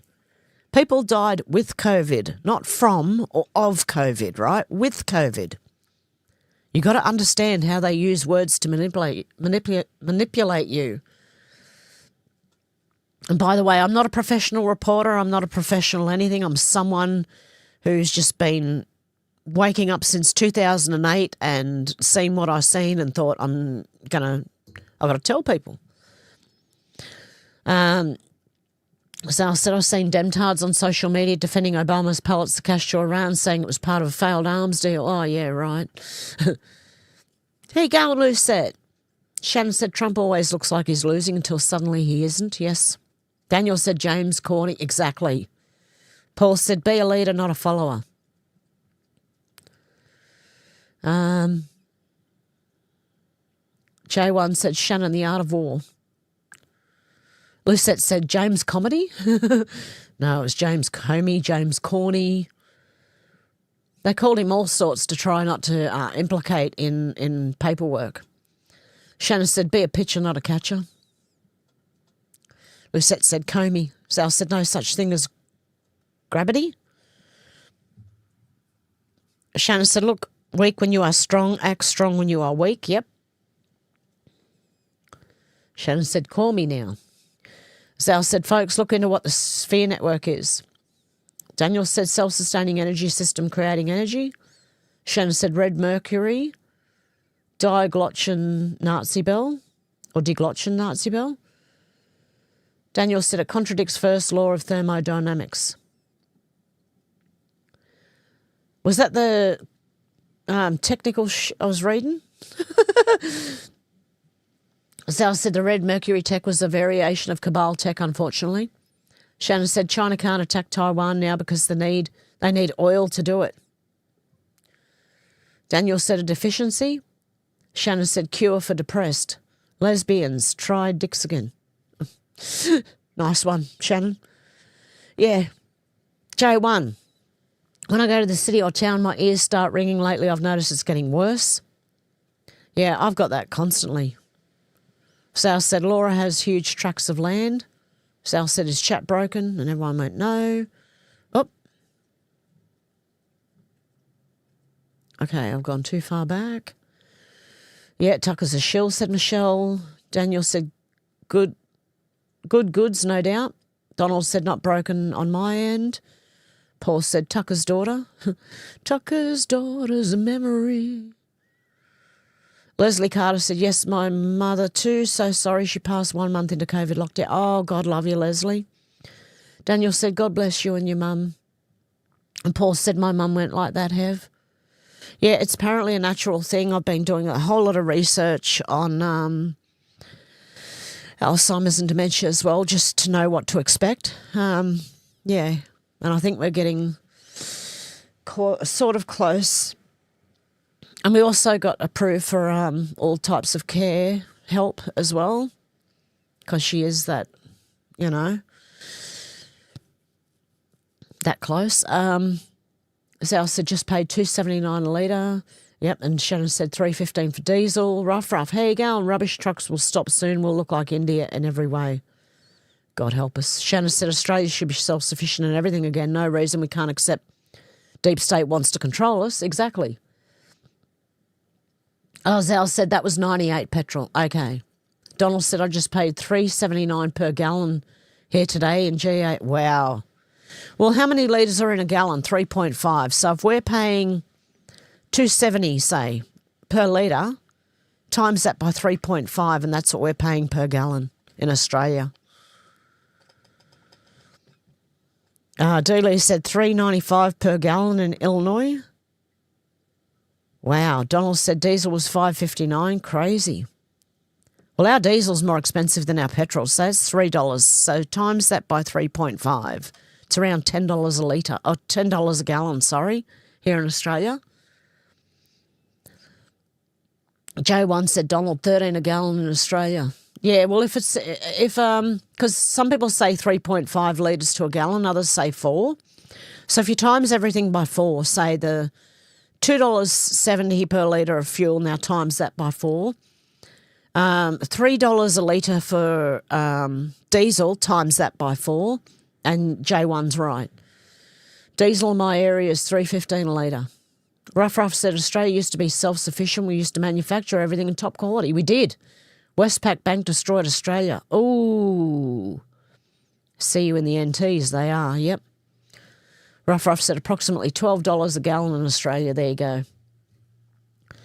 J1 said Nullarbor Roadhouse, $3.85 per litre. Wow.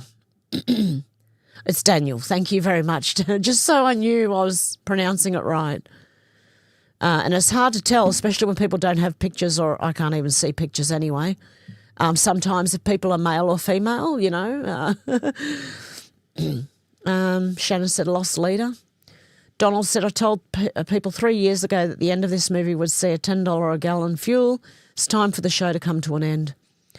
Michelle said we're almost $4 a litre in New Zealand, and diesel is almost $3, and they pay road user charges. Oh, that's sad, isn't it? Ruff said many Australians will lose their business and home over the fuel. Then an Indian on Centrelink will buy it. Yeah, we'll buy it. Yeah, Michelle said fact. Michelle said new vehicles have subscriptions. If you don't pay to update them, vehicle errors occur. That's terrible. You can't have that shit. No, seriously. Ruff said $4 per US gallon, 4.5 litres to a UK gallon.